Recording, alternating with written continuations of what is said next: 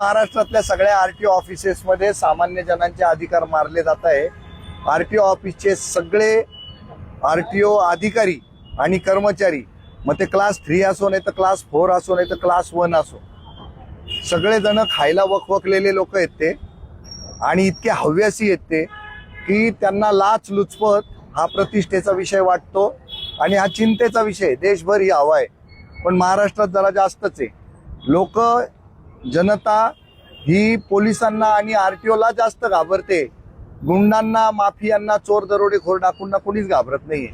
लोकांना वाहन घेऊन रस्त्यावर निघणं जिकिरीचं झालेलं आहे। पण ज्या माणसानं मनस्वी अशी तयारी केलेली आहे की मी हप्ते वाटत चालणार आहे, तर तोच मात्र कोणाला घाबरत नाही। पण जो म्हणला ना मला हप्ते नाही वाटायचे, मला एकदम लिगली सगळे पेपर तयार करून मला प्रवास करायचा आहे, तर त्याच्या बापाच्याने ते शक्य नाही। मग आम्ही नाशिकला निर्भय महाराष्ट्र पार्टीची आमची गाडी आरटीओच्या गेटवर उभी केलेली आहे आणि सरकारी शुल्कामध्ये आम्ही सगळे कामं करून देण्याचा प्रयत्न करतो। त्याच्यामध्ये आम्ही 100% यशस्वी झालेलो आहे। आम्ही नाशिक आरटीओचे ना दिवसाला 50 लाख रुपयाच्या लाचेची नुकसान करतोय। मग ती नुकसान आपल्याला लातूरमध्ये सुरू करता येईल का? तर इथले सगळे लोक म्हणे हो करता येईल।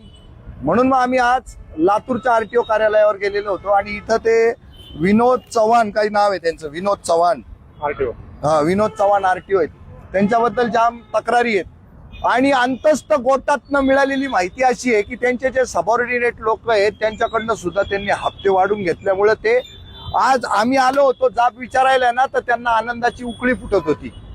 मनस्वी त्यांना खूप आनंद झालेला होता की सर आमचा हप्ता पूर्वी 4 होता ना, तर आता 8 झाला आणि तुम्ही लय चांगला माणूस आणला म्हणले या माणसाला प्रश्न विचारायला।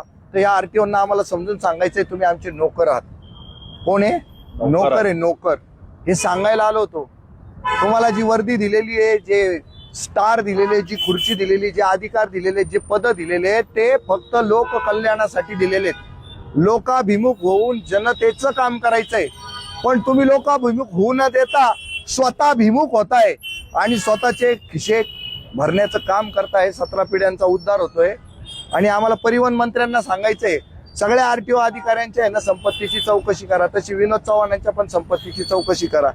एक महिला अधिकारी त्याच्यामध्ये, मला आता नाव नाही आठवत तिचं, ती फ्लाइंग स्क्वॉडवर आहे म्हणे इथं लातूरच्या, आणि भोकार संपत्ती कमवलेली, तिच्या पण संपत्तीची चौकशी झाली पाहिजे। त्याचबरोबरीने आम्ही असे हे जे भ्रष्टाचारी लोक आहेत, भ्रष्ट आचरण करणारे जे लोक आहेत, काम चुकाऱ्या करणारे जे लोक आहेत, खऱ्या कामात काम